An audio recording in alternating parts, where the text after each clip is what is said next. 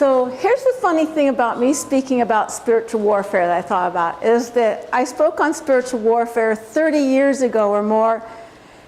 And why I say it's funny is because I think that was before I'd been married very long. That was before children. That's before I had faced a lot of other more difficult things in life. And so now I look back and I'm thinking, I didn't really know maybe what spiritual warfare was because I hadn't faced a whole lot of really difficult things. So I come at it from a different perspective now. I feel like that a lot of the things that I'm going to say are probably the same things I would have said then, but I have some knowledge and experience behind it that I feel like I'm stronger at it now. And so talking about spiritual warfare, one of the first things we have to do, you think about people who go into the military, you first got to recognize that there even is an enemy, right? So is anybody else here was raised like me where you didn't even believe in Satan? I was raised in the Church of God and we didn't believe in Satan, certain groups of us. Now it seems ridiculous now, but that's what I believed. That's what I was told and that's what I believed. Then I began, when I went to Belize in the Peace Corps, that's when I got the eye opener. Because I didn't see it in the scripture, I saw it in reality. I saw dark forces. And I even had an experience, something was in my house one night. I woke up, something was on me and I woke up. So I began to realize that there were real forces because I was seeing it out there. And then you start looking at scripture and all of a sudden you realize that everything you had been taught to believe, like it's obviously there. I mean, Jesus wasn't talking to himself when he was out getting tempted in the wilderness, right? I mean, everything just looks so obvious now, but at the time when you're a kid, you just believe what they tell you. This other thing is then you have to have your eyes open to Satan's tactics and his attacks. So Satan may use different strategies, I think, in different countries or in different situations or with different people. He knows the weaknesses, and when we look at Daniel, it tells us about that there's different principalities and powers. So there's different powers maybe over different nations. In Persia, when Daniel was talking about the prince of Persia, came. So there's different powers, I think, over different areas, different strongholds. So we have to, and then Satan's going to attack us, like personally, on what's precious. That's where he's going to go. Some of the things that you're holding the tightest, that's where he's going to hit. So for instance, for me, when I said about, there were certain things I hadn't faced yet in my life when I talked about spiritual warfare over 30 years ago. I never imagined that my first husband would turn on me and divorce me. He was a baptized Christian. In fact, Anthony was there when he was baptized. Anthony taught my first husband. I never would have believed that he would turn first on church, then on God, then on me. And so that was a hard thing. I mean, I went into, Tracy knows, my mom knows. That was a really, really difficult period in my life. But it builds you up. It destroys you, and then you build it, and then God builds you up. And then you see Satan and his obstacles, but you also have to remember, and this is what we don't see sometimes because we're seeing all the evil in front of us. We've got to remember, we have to remind ourselves that God is on the other side of that mountain, or God is on the other side of our problem, or God's around the corner, or God, we can't see him, but he's still working on it. So I came to realize that even though my ex-husband made choices, God was working on him. I strongly believe that to this day. He gave him opportunity after opportunity after opportunity. He could have turned back, but he made his choice because God doesn't manipulate. God's not a puppet master. But my children could see the truth. My children watched me, and they knew that there's something to stand for. There is a reason for never giving up. Don't quit, don't quit, don't quit, don't quit.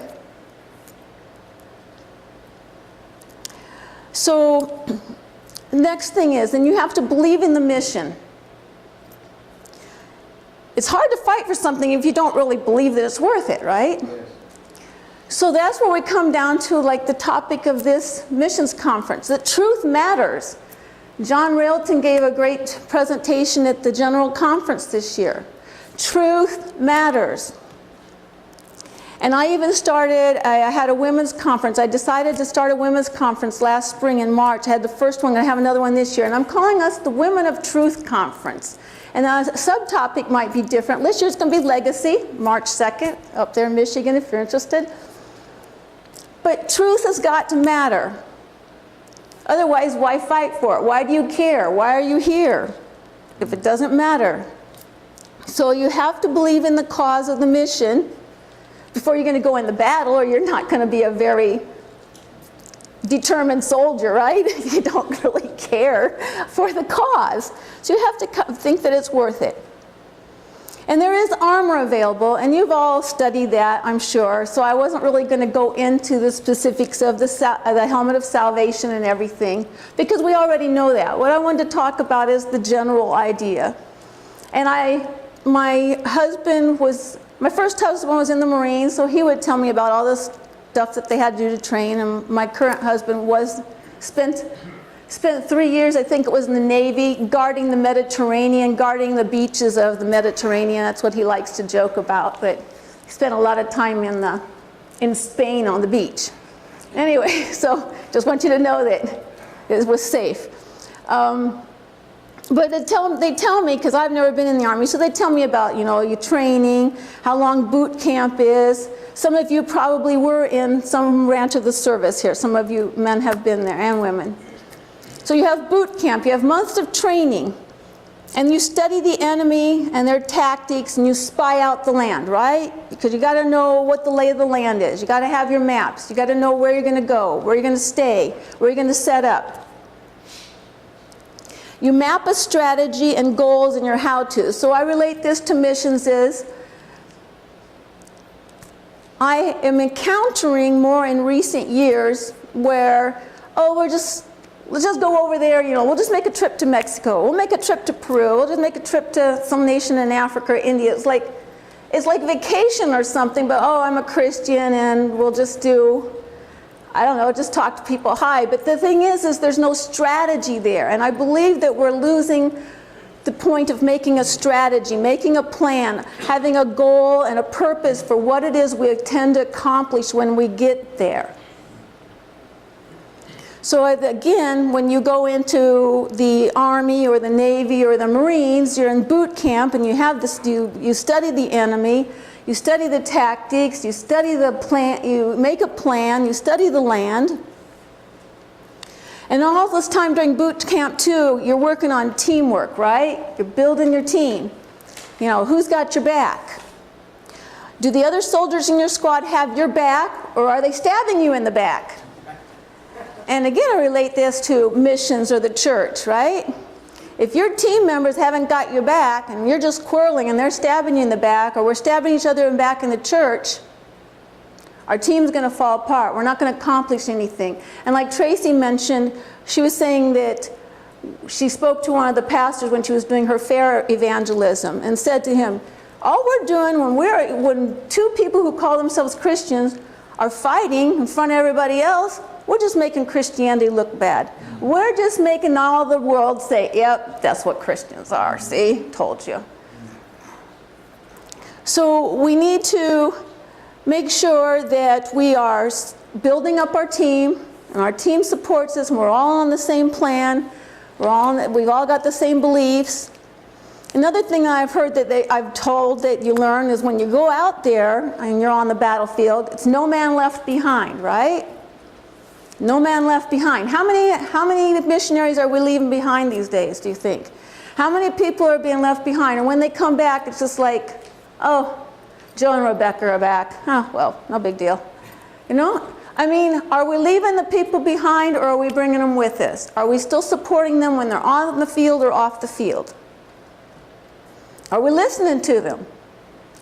Do we think that they know anything or not know anything? Joe and Rebecca, they've only been 30 years in Africa. They don't know what they're talking about, right? Are we listening to them? Are we listening to those who've gone to Peru or to Israel, living in Israel or in Germany? We have to listen to the experience. So now I'm coming down to weapons. So we already know that no weapon formed us against us shall prosper, and our weapons are not of this world, right? And our most important weapon is what? Truth, and the sword, the word, and then prayer, using the word. Prayer. How many of you have ever heard it said, or maybe you've said it yourself? I have. Well, all we can do is pray. It's like the last resort, right? And I realized, when I realized that, I tried to catch myself not saying that. Oh, all we can do is pray. Like, no! What we can do is pray, right? That's the greatest thing we can do. That is our greatest weapon. Pray. If you don't know what to pray, pray Scripture. I do that all the time. I just quote Scripture over somebody or over a situation. Pray the Word of God. Pray in your spirit. Pray whatever, God's living on you. But pray. That is our weapon. And that should be the first thing, I'm going to pray for you, instead of, I don't know what we can do in this situation. I guess we'll just pray. We're copping out. And like I said, I do it too, but we've got to remind ourselves, prayer is our greatest weapon. And pray with discernment. And as I said, Satan's going to try to stop us. So now I'll give a few examples. 2 years ago, I met this wonderful couple, the Carrie and Jenny Clark. Well, I heard about them from Tracy, long story, but we planned a trip to Peru. So we said we will meet in Lima, because they're from down here and I'm from Michigan. See, I got my map with me. And Michigan people got that, okay.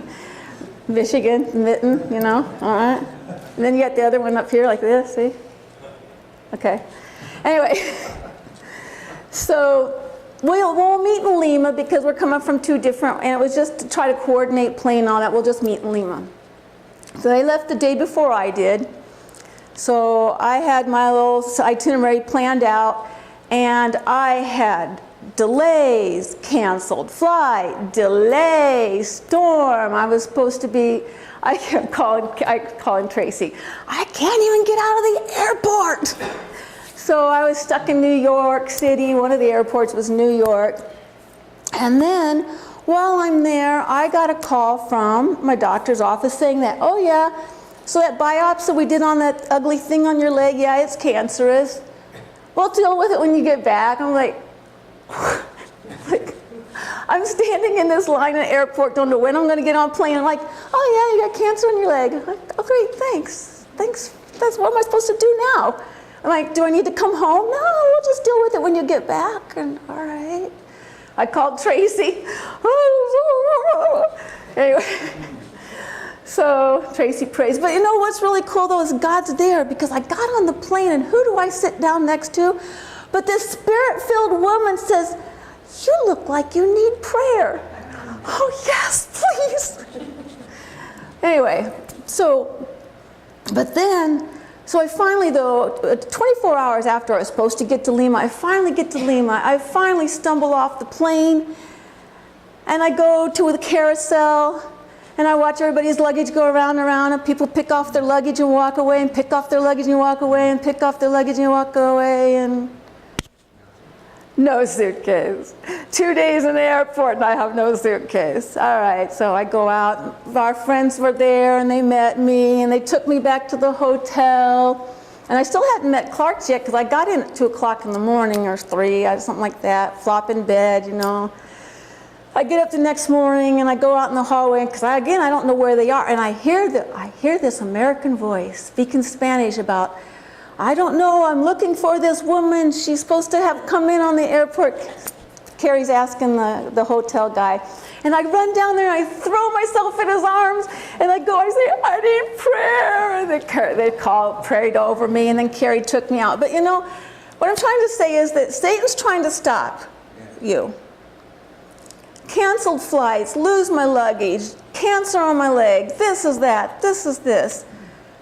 But God had a woman praying for me, and then Tracy had people praying for me back here, and then I meet the Clarks, and and your life gets put back together. And then 2 days later, my suitcase that I thought I'd never see again showed up, and so it was good, right?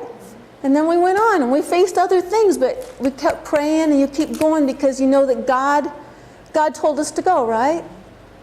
And so we went. So you don't give up, but you got to recognize the God moments as much as you're recognizing the enemy's moments. Our weapons are not of this world. Our battles are not of this world.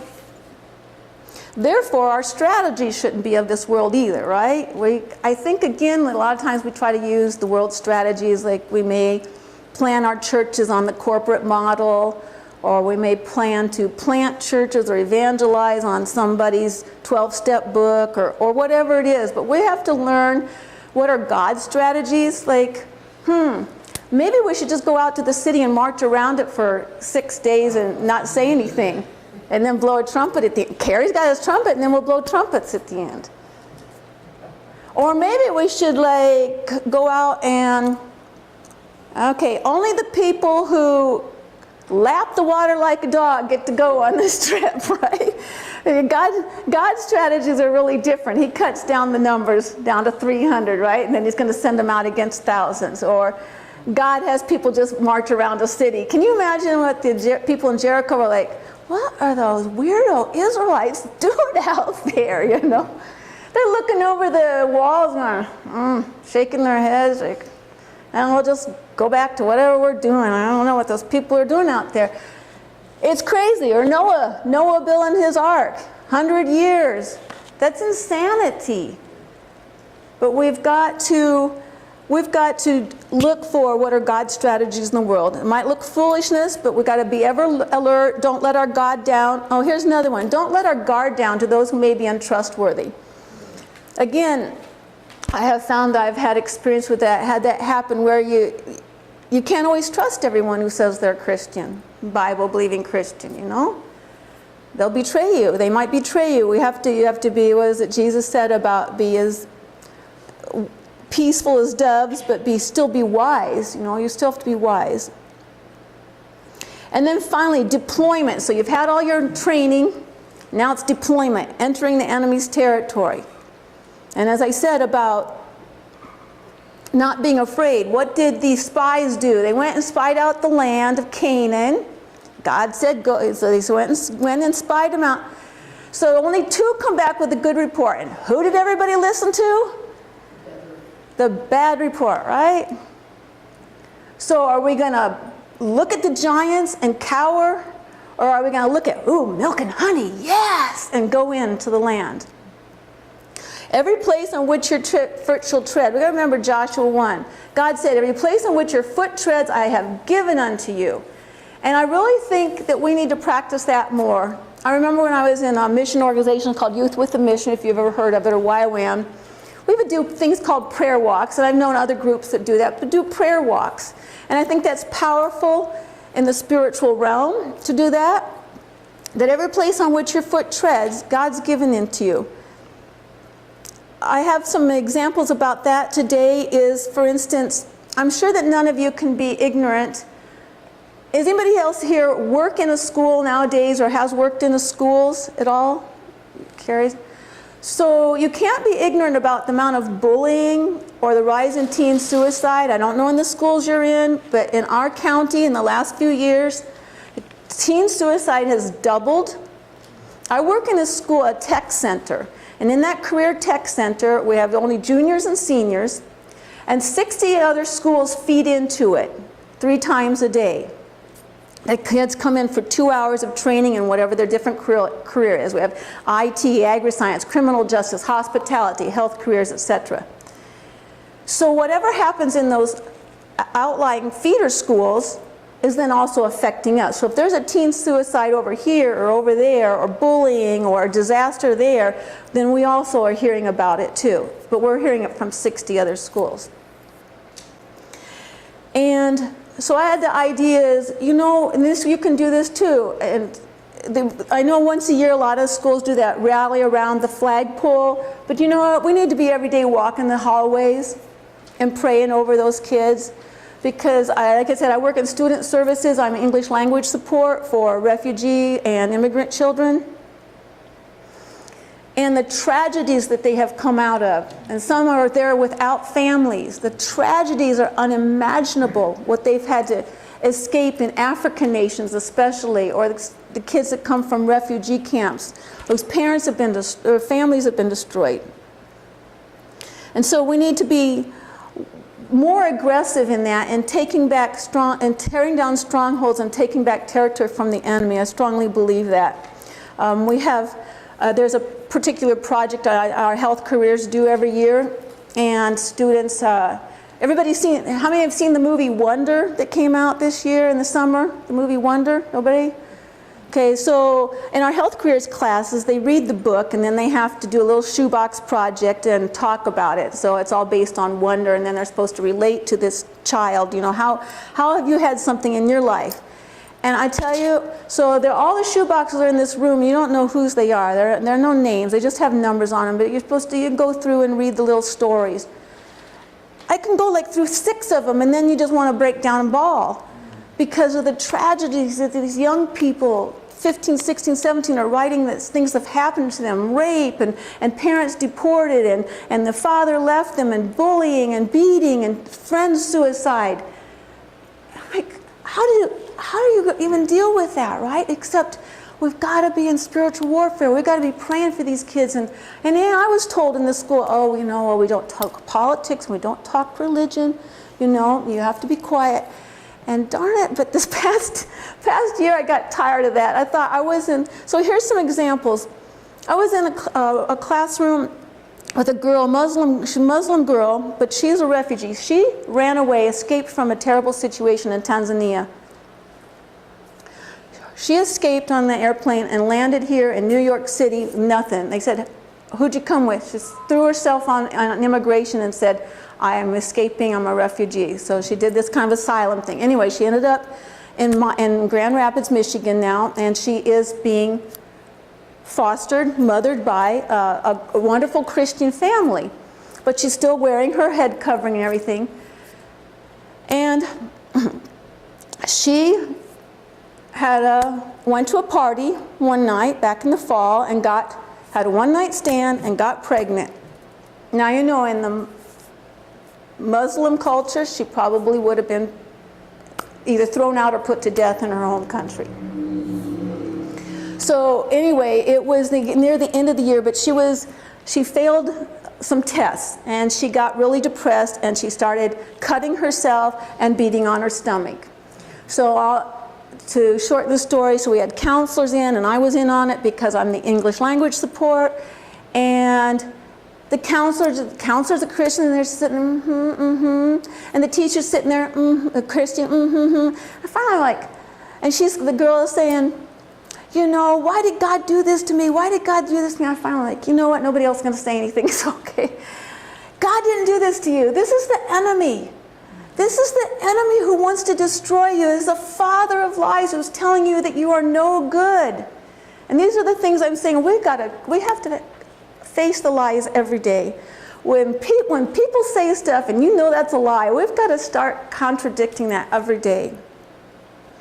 I had another girl, and what I was going to say is that, so maybe you can't go to a different country. Maybe you don't have the means, whatever it is, to go to a different country. But do you realize the nations are coming to us now? Like I said, with refugees and immigrants. Host an exchange student. I supervised and hosted exchange students for several years in the summer.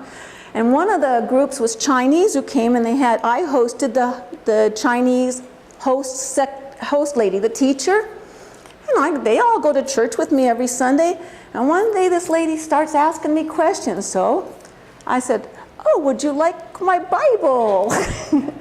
And so I gave her one of my Bibles to take and read it. I've never been able to follow up with her, but look at that. I mean, who knows? Someday I might be standing in the kingdom and she shows up and said that she got saved because of that. I gave her that. But the nation is coming to me. Or these students that I'm working with, the refugees, get involved with refugee families, or if you're in the schools, or pray for them. How can you deal with them? Another girl, Horia, she's originally from Israel, but she's Muslim, and she was one day telling her grandma's dying, and she said, well, my mom is telling me all this stuff about when my grandma dies and the spirit comes out and it kind of goes, we have to do all these little things like it was like voodoo or something to me, the stuff that she was telling me. And I said, well, how do you feel? She says, I'm really scared.